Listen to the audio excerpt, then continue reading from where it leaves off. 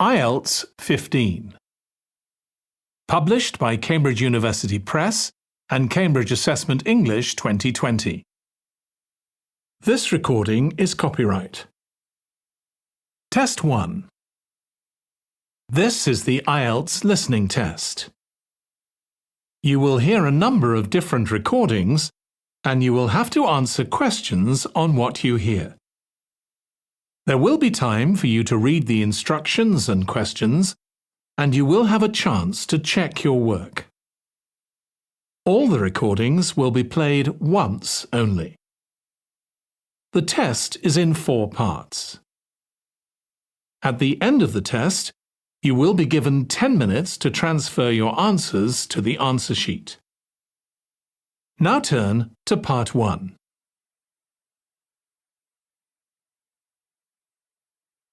Part 1. You will hear a woman phoning a friend to get information about a job agency. First, you have some time to look at questions 1 to 5.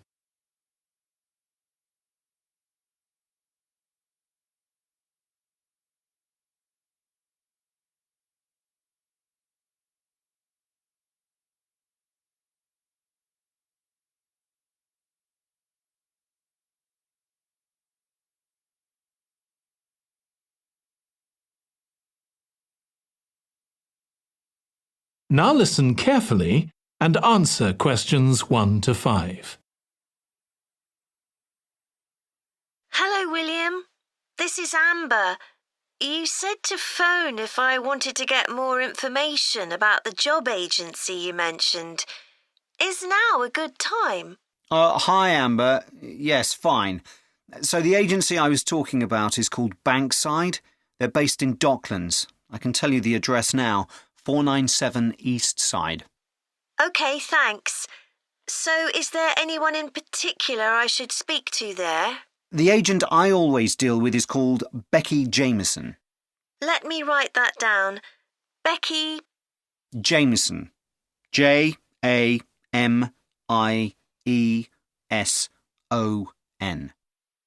Do you have her direct line? Yes, it's in my contacts somewhere. Right, here we are. 07866 510 333. I wouldn't call her until the afternoon if I were you. She's always really busy in the morning trying to fill last-minute vacancies. She's really helpful and friendly, so I'm sure it would be worth getting in touch with her for an informal chat. It's mainly clerical and admin jobs they deal with, isn't it? That's right. I know you're hoping to find a full-time job in the media eventually, but Becky mostly recruits temporary staff for the finance sector, which will look good on your CV and generally pays better too. Yeah, I'm just a bit worried because I don't have much office experience. I wouldn't worry. They'll probably start you as a receptionist or something like that. So what's important for that kind of job isn't so much having business skills or knowing lots of different computer systems. It's communication that really matters, so you'd be fine there. And you'll pick up office skills really quickly on the job. It's not that complicated. OK, good. So how long do people generally need temporary staff for? It would be great if I could get something lasting at least a month. That shouldn't be too difficult. But you're more likely to be offered something for a week at first, which might get extended. It's unusual to be sent somewhere for just a day or two. Right. I've heard the pay isn't too bad. Better than working in a shop or a restaurant. Oh, yes, definitely. The hourly rate is about £10, $11 if you're lucky. That's pretty good. I was only expecting to get £8 or £9 an hour. Before you hear the rest of the conversation, you have some time to look at questions 6 to 10.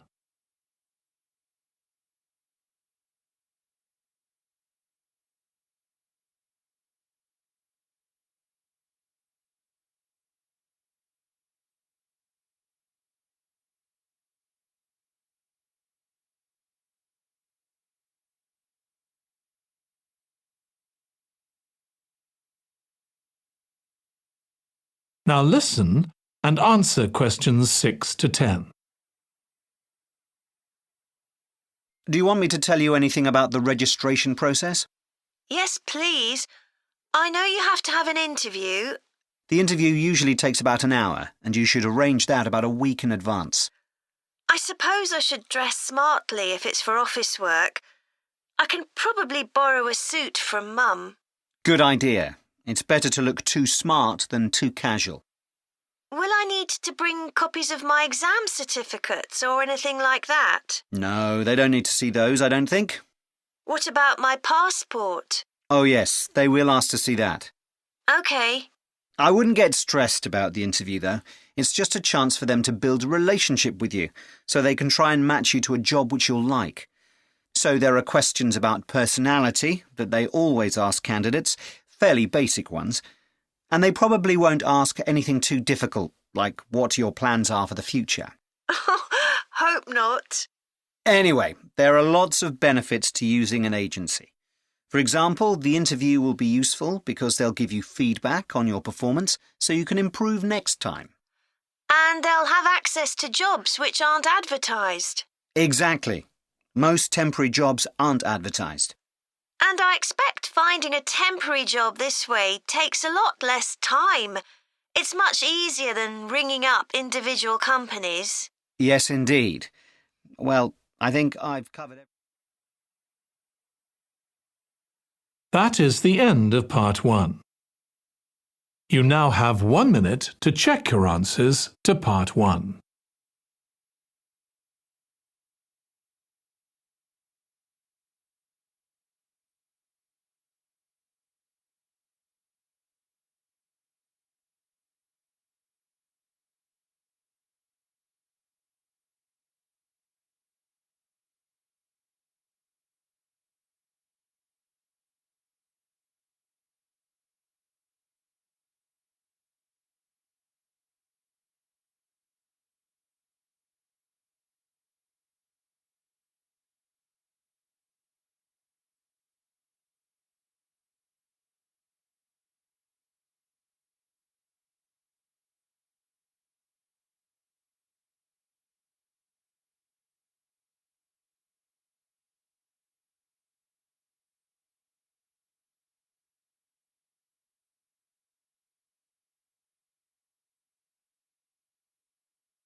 Part 2.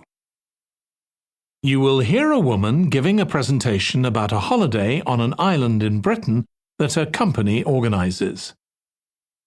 First, you have some time to look at questions 11 to 14.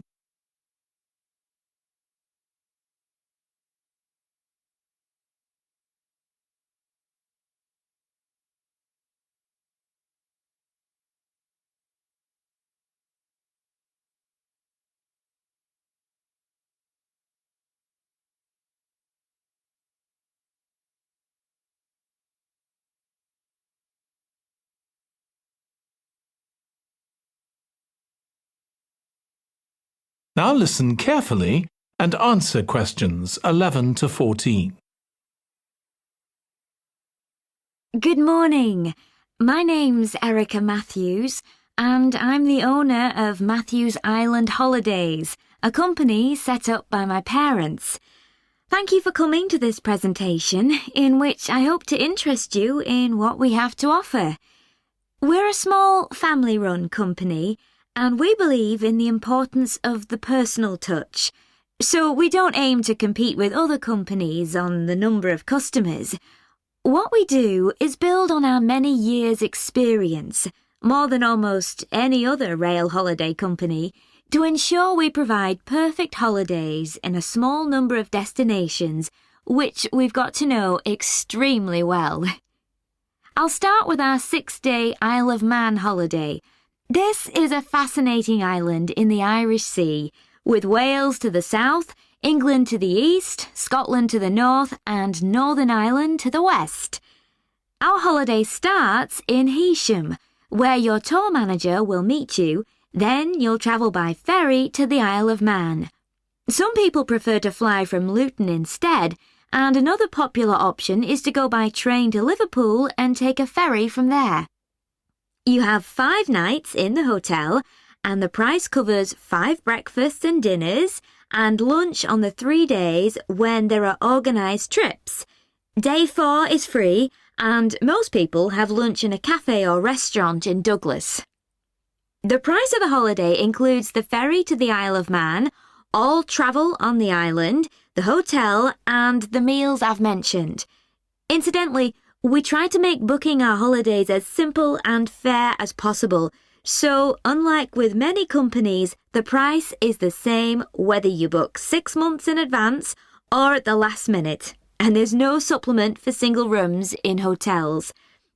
If you make a booking, then need to change the start date, for example because of illness, you're welcome to change to an alternative date or a different tour for a small administrative fee. Before you hear the rest of the talk, you have some time to look at questions 15 to 20.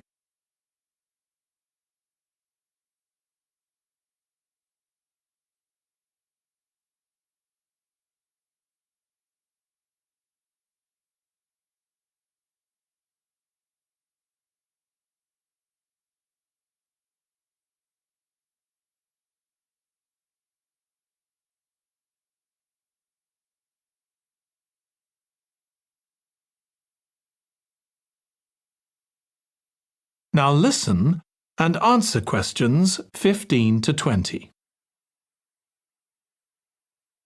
Okay, so what does the holiday consist of?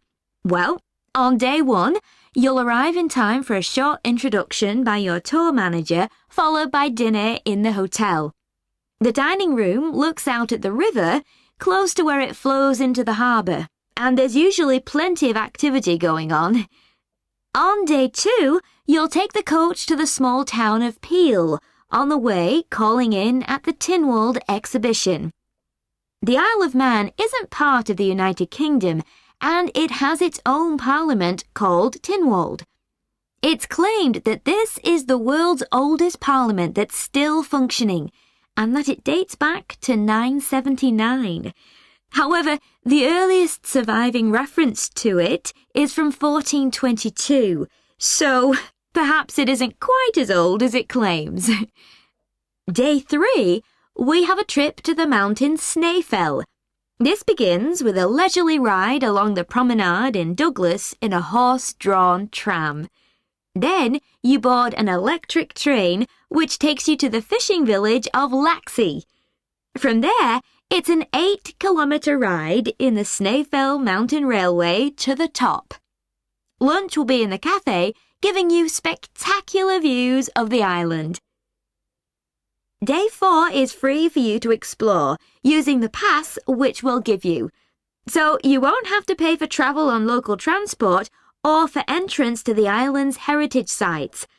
Or you might just want to take it easy in Douglas and perhaps do a little light shopping.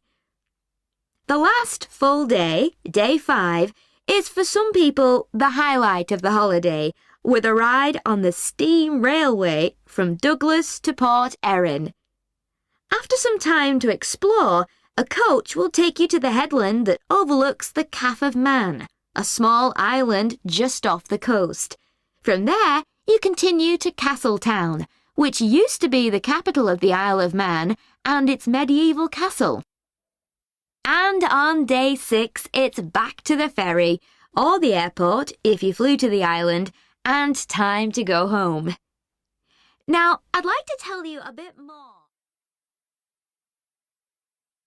That is the end of part 2. You now have 30 seconds to check your answers to part 2.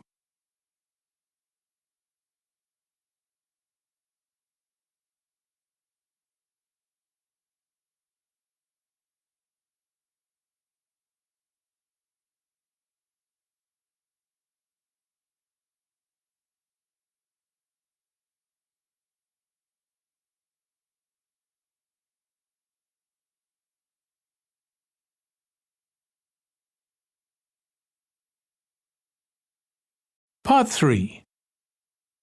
You will hear 2 psychology students discussing the effects of the order in which the children in a family are born. First, you have some time to look at questions 21 to 26.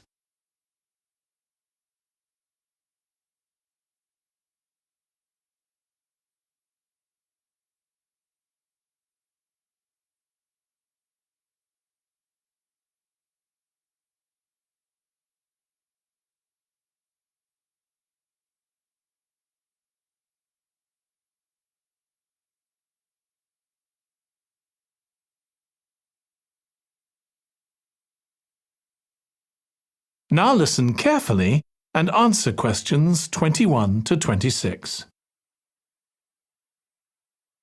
Ed, how are you getting on with the reading for our presentation next week? Well, OK, Ruth, but there's so much of it. I know. I hadn't realised birth order was such a popular area of research. But the stuff on birth order and personality is mostly unreliable. From what I've been reading, a lot of the claims about how your position in the family determines certain personality traits are just stereotypes, with no robust evidence to support them. OK, but that's an interesting point. We could start by outlining what previous research has shown. There are studies going back over 100 years. Yeah, so we could just run through some of the typical traits. Like the consensus seems to be that oldest children are generally less well-adjusted, because they never get over the arrival of a younger sibling. Right, but on a positive note, some studies claim that they were thought to be good at nurturing. Certainly in the past, when people had large families, they would have been expected to look after the younger ones. There isn't such a clear picture for middle children, but one trait that a lot of the studies mention is that they are easier to get on with than older or younger siblings. Generally eager to please and helpful. Although that's certainly not accurate as far as my family goes. My middle brother was a nightmare, always causing fights and envious of whatever I had. As I said, none of this seems to relate to my own experience. I'm the youngest in my family, and I don't recognise myself in any of the studies I've read about. I'm supposed to have been a sociable and confident child who made friends easily, but I was actually terribly shy. Really? That's funny. There have been hundreds of studies on twins, but mostly about nurture versus nature. There was one on personality which said that a twin is likely to be quite shy in social situations because they always have their twin around to depend on for support. My cousins were like that when they were small. They were only interested in each other and found it hard to engage with other kids. They're fine now, though. Only children have had a really bad press. A lot of studies have branded them as loners who think the world revolves around them because they've never had to fight for their parents' attention. That does seem a bit harsh. One category I hadn't considered before was children with much older siblings.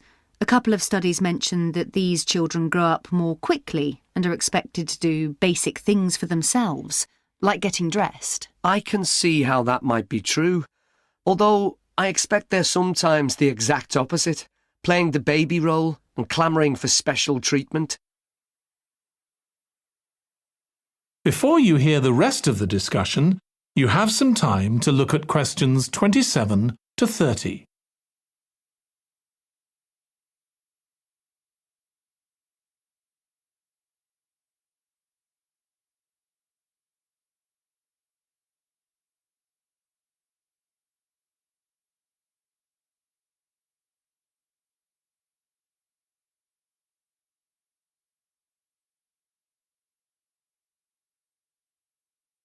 Now listen and answer questions 27 to 30. What was the problem with most of these studies, do you think? I think it was because, in a lot of cases, data was collected from only one sibling per family, who rated him or herself and his or her siblings at the same time. Some of the old research into the relationship between birth order and academic achievement has been proved to be accurate, though. Performances in intelligence tests declined slightly from the eldest child to his or her younger siblings. This has been proved in lots of recent studies. Yes, although what many of them didn't take into consideration was family size. The more siblings there are, the likelier the family is to have a low socio-economic status. which can also account for differences between siblings in academic performance. The oldest boy might be given more opportunities than his younger sisters, for example. Exactly. But the main reason for the marginally higher academic performance of oldest children is quite surprising, I think. It's not only that they benefit intellectually from extra attention at a young age, which is what I would have expected. It's that they benefit from being teachers for their younger siblings by verbalising processes. Right. And this gives them status and confidence, which again contributes in a small way to better performance. So, would you say sibling rivalry has been a useful thing for you? I think so. My younger brother was incredibly annoying, and we fought a lot. But I think this has made me a stronger person. I know how to defend myself. We had some terrible arguments, and I would have died rather than apologise to him. But we had to put up with each other, and most of the time we coexisted amicably enough. Yes, my situation was pretty similar. But I don't think having two older brothers made me any less selfish. I was never prepared to let my brothers use any of my stuff. That's perfectly normal, whereas sometimes... That is the end of part 3. You now have 30 seconds to check your answers to part 3.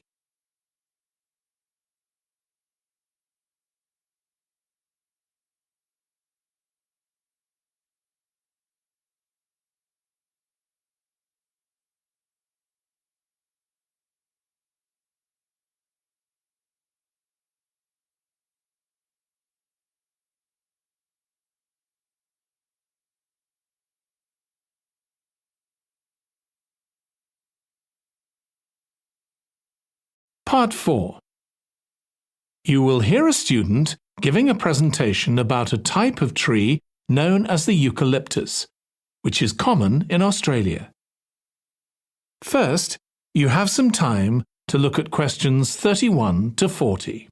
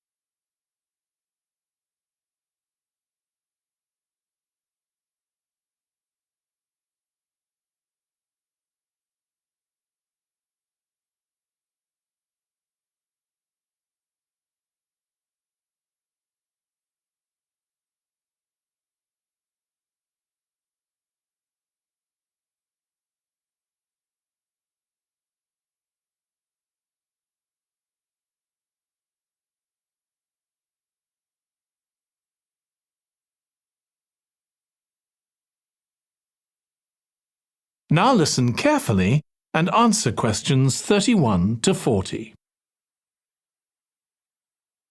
Today, I'm going to talk about the eucalyptus tree. This is a very common tree here in Australia, where it's also sometimes called the gum tree. First, I'm going to talk about why it's important. Then I'm going to describe some problems it faces at present. Right, well, the eucalyptus tree is an important tree for lots of reasons. For example, it gives shelter to creatures like birds and bats, and these and other species also depend on it for food, particularly the nectar from its flowers. So it supports biodiversity. It's useful to us humans too, because we can kill germs with a disinfectant made from oil extracted from eucalyptus leaves. The eucalyptus grows all over Australia, and the trees can live for up to 400 years. So it's alarming that all across the country, numbers of eucalyptus are falling because the trees are dying off prematurely. So, what are the reasons for this? One possible reason is disease. As far back as the 1970s, the trees started getting a disease called Mundula yellows. The tree's leaves would gradually turn yellow, then the tree would die. It wasn't until 2004 that they found the cause of the problem was lime, or calcium hydroxide, to give it its proper chemical name, which was being used in the construction of roads. The lime was being washed away into the ground and affecting the roots of the eucalyptus trees nearby. What it was doing was preventing the trees from sucking up the iron they needed for healthy growth. When this was injected back into the affected trees, they immediately recovered. But this problem only affected a relatively small number of trees. By 2000, huge numbers of eucalyptus were dying along Australia's east coast of a disease known as bell miner-associated dieback. The bell miner is a bird, and the disease seems to be common where there are high populations of bell miners. Again, it's the leaves of the trees that are affected. What happens is that insects settle on the leaves and eat their way round them, destroying them as they go, and at the same time they secrete a solution which has sugar in it. The bell miner birds really like this solution, and in order to get as much as possible, they keep away other creatures that might try to get it.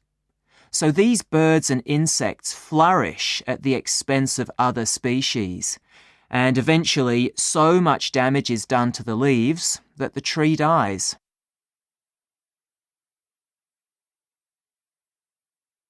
But experts say that trees can start looking sick before any sign of bell miner-associated dieback.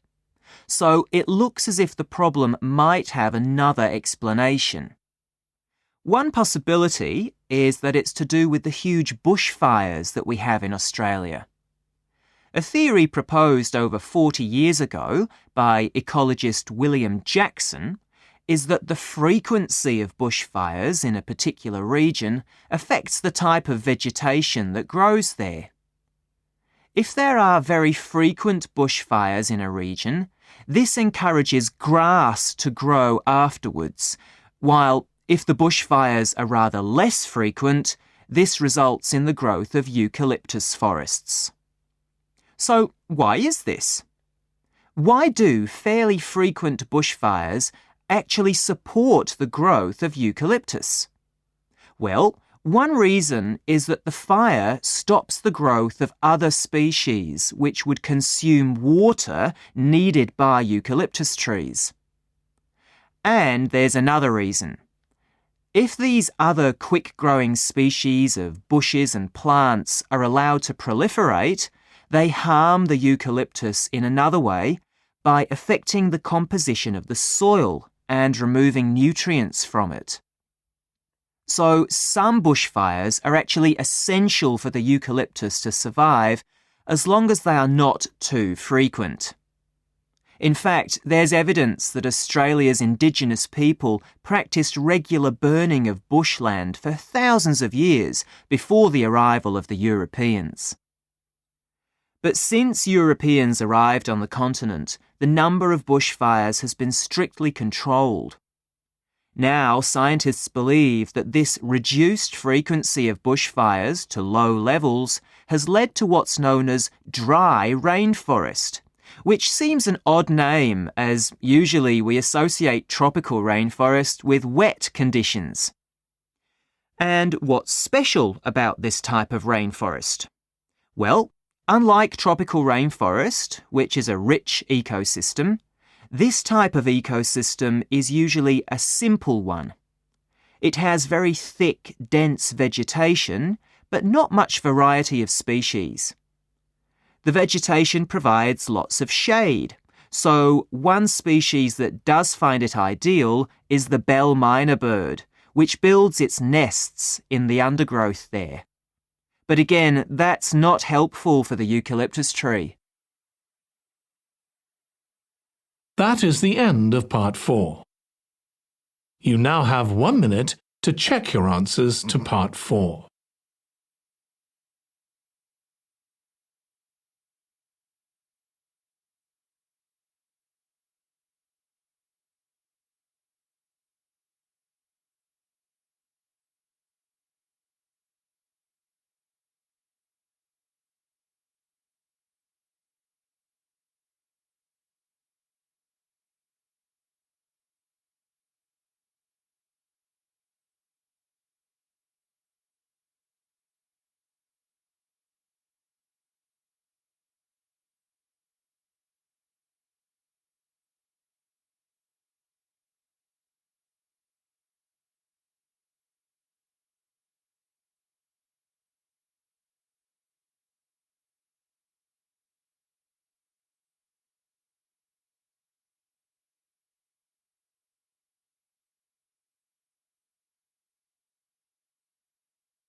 That is the end of the listening test. In the IELTS test, you would now have 10 minutes to transfer your answers to the answer sheet.